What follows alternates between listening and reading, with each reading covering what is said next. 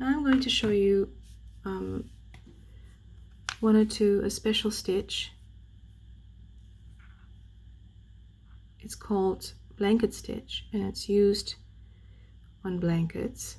You might have seen it on old-fashioned blankets.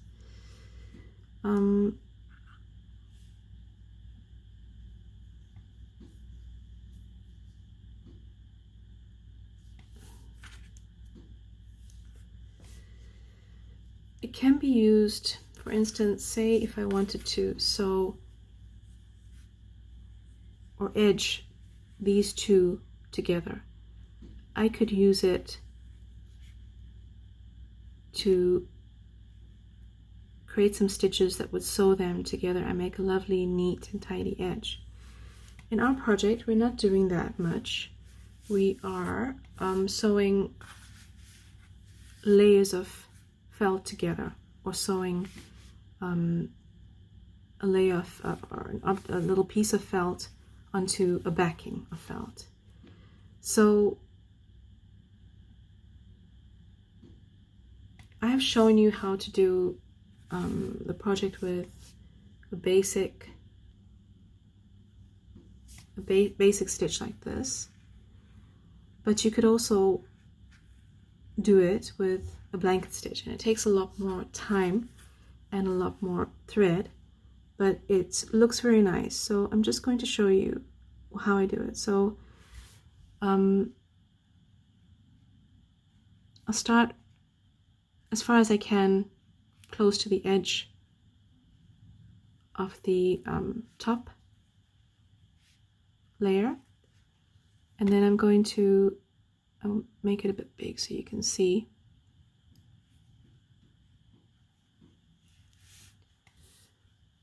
Just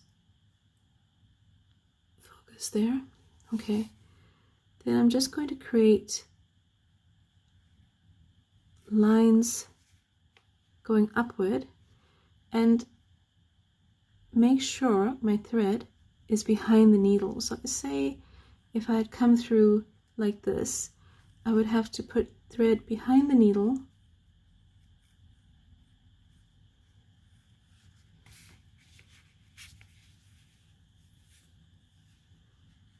and pull through. So we'll do it a few more times so you can see it properly. Now you see it doesn't look like much because the tension of the next stitch makes the previous stitch stand correctly. See, now they start to look like something. It looks finished, it looks tidy, it looks complete, and it's nice to get them evenly sized and spaced. I'll tell you what, it doesn't really matter that much, especially if it's your first time. It will look cute anyway, whether it's the right size every time or if it's a bit bigger or smaller, or you sort of messed up one, you probably won't notice it.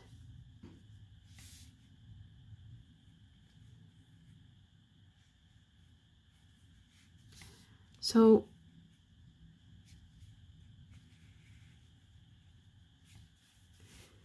if I just poke this through now and I say, okay, I want to stop, I want to finish it. If I poked it through, the stitch would completely open up and look horrible. It would look just kind of diagonal here, which is okay, you know, you probably wouldn't notice it. But I like to keep the tension on the last stitch by poking it through a bit further to just pin it into place. And then I would tidy it and finish it up on the other side. Now the nice thing is when you've got two layers, I could just finish this up with a double stitch and it wouldn't show on the other side.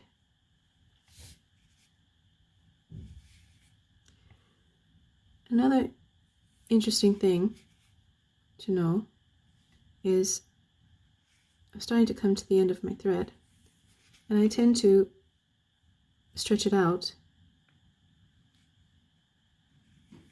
until the last second and then struggle to finish it off. It keeps on pulling off, because as you're pulling,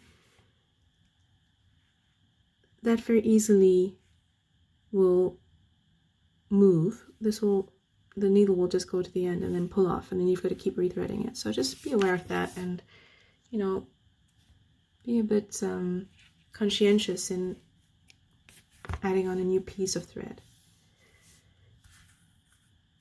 So that's blanket stitch.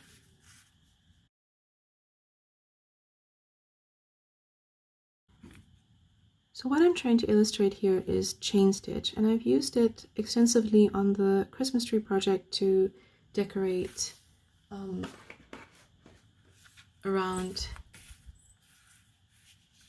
the edges of the tree. What you do is, once you come through the material, just make a stitch. Loop the thread around the back of it. I've gone back into the previous stitch, in actual fact, and I've created a new stitch. Loop the thread around the back.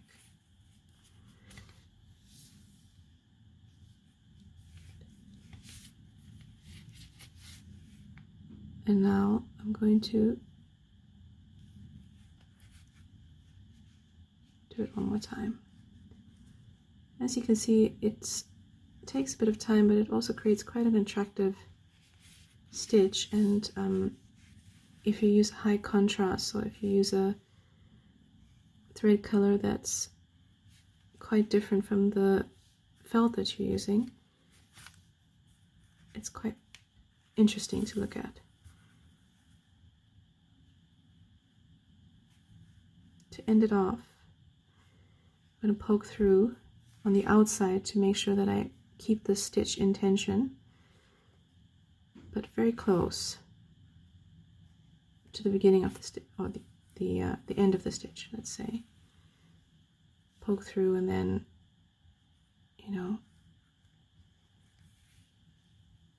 end it the way we've discussed before. These are my double back stitch, and sometimes I might make a loop and then make a knot in it by sewing through the loop, just to give myself a little bit more certainty. I do that twice, so I'll sew across the little stitches that I've made and then sew through the loop.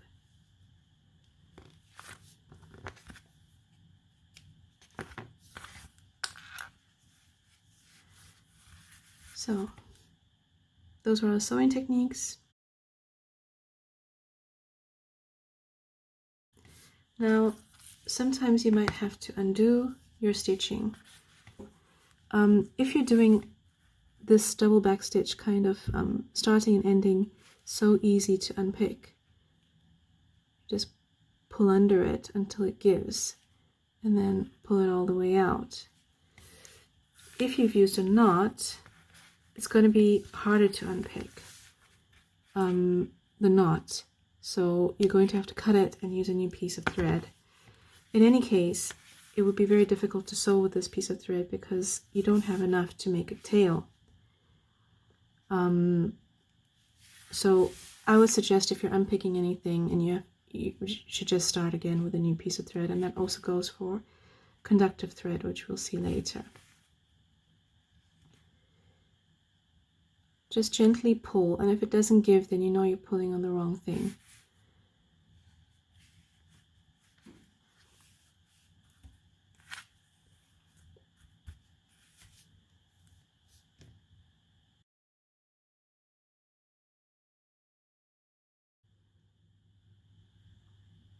Okay, so we're going to be looking at ways of sewing on beads.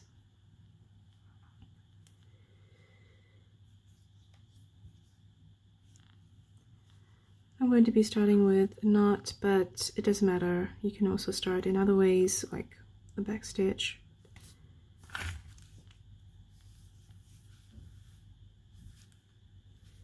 And starting on the back side of the material, I'm going to poke through. And there's two ways that you could sew this bead on. I'm going to rotate it until I find the hole. So I could either sew it back towards the hole now, and that would give the kind of effect which I've had on the first example of the tree, which was the bead stands upright. However, it does have a bit of, it is a bit wobbly, see? But that's okay.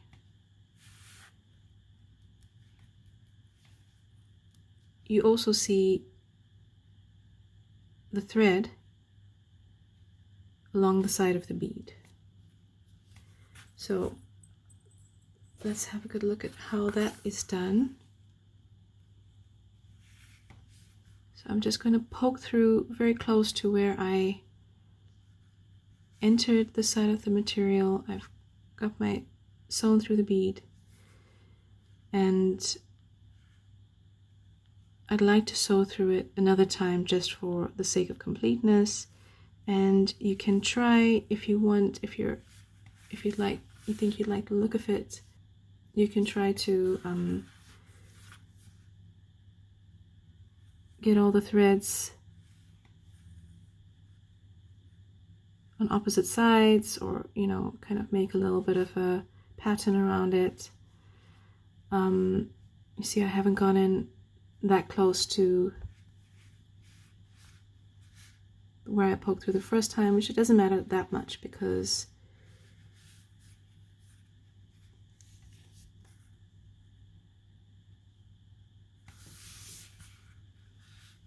you can't see it. The body of the bead is over that point. So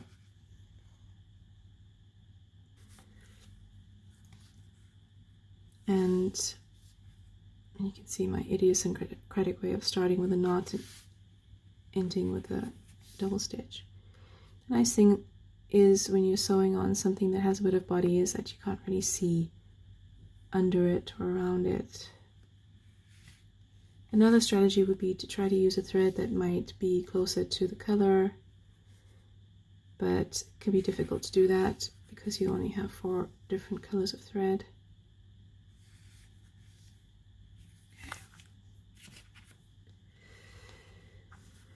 Or limited thread, let's say. Okay, another way to do it is to sew across the bead.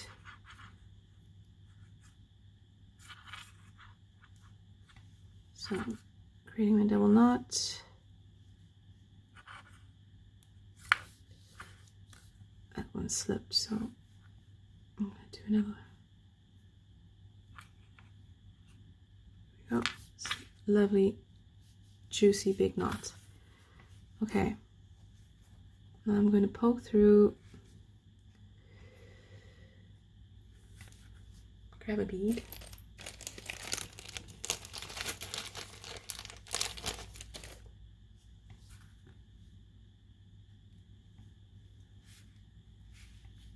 thread the bead onto the needle,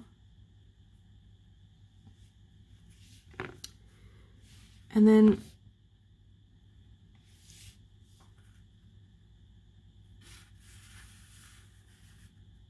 I'm going to basically create a stripe, or just sew the bead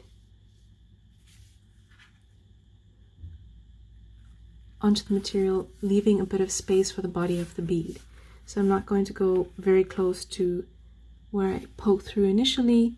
I'm going to give enough space for the whole body of the bead to lie flush against the material, like so. And here is where tension is a factor, so I'm going to give it a bit more space than the body of the bead, just so that I can ensure that it's going to lie nice and flat. And like I said, tension is a thing in this case, because if I make the next stitch, or if I stop it now, if I close it off, and the bead is sort of got a bit of give in it, it'll hang. And to be honest, it wouldn't look too bad in this scenario. But it might catch on things. So just so that you know where you are, you could also do it one more time. Might be a bit difficult to get the needle through again. And again, make sure that the tension is correct before you go through one more time, because you won't be able to fix it so easily once you've got another stitch. As you can see, it's already quite tight because there's a lot of thread going through there.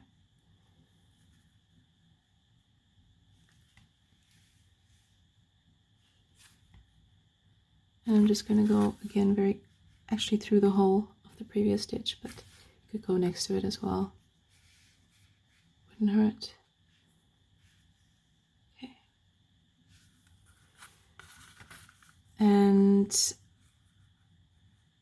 I could end it off here. However, if I'm going to be putting more beads on, I might think I'm not going to end it off every time I put a bead on. I'm going to just keep sewing. However, if I'm going to do that, it might be wise to fasten this to the material, because as you can see, whatever I do with this thread now, it has an effect on how that bead looks. And if I pull it very tight, it will maybe pucker the material underneath. If it's loose, it might hang and not look that good. So I want it to look always the same as it looks now. So I'm going to pretend that I'm ending it off and put in a little double stitch here. My stitches are small. And now you might not have the luxury of using a big stitch because you don't want to see it on this side. Now remember what I told you, you can also just take a little bit of, you can take a little piece of the felt here, the top part, and it won't show through. You could also do that, but that's just to stop your tension from going off. And then I could, wherever I want to put the next bead, just poke through. And if I want to be really paranoid, make sure that I don't lose tension. Now, this would be very tempting. See, I might pull it through and then sew it in, and then it's not lying flat. So I'm just going to make sure that it's always lying nice and flat. And then I can put in another bead, which I'm not going to do. I'm going to put on a bell. So now that I've got, I'm poked through here, just going to sew through the loop of the bell. And if the loop of the bell is getting stuck on the needle, you could also just try to thread a piece of string or thread through the bell without the needle. On the loose side, sew it in, and then use the other side of the thread to sew it in on the other side. But I'm pretty sure it should be fine. You should be able to poke through. So I'm just also going to go, you could go very close to where you started, or you could do a small stitch, or you could do a big stitch, but then it would travel along the stitch, which is fine because it's a bell and movement is allowed. So you could do it like that, or poke it right the way back through, very close to the original stitch, and then you would get a tiny little dot.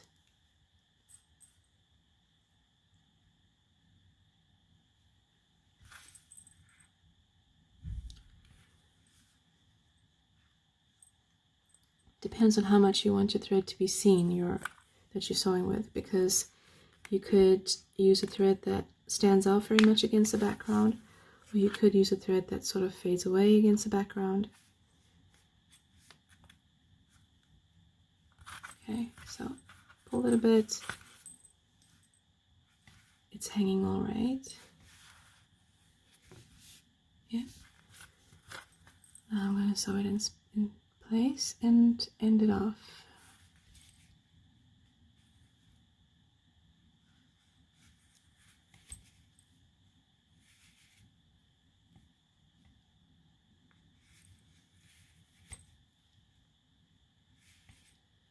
Okay.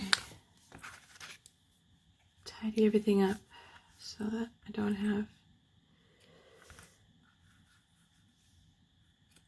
a lot of untidy ends. Oh, I wasn't picking that one. And that's sewing techniques.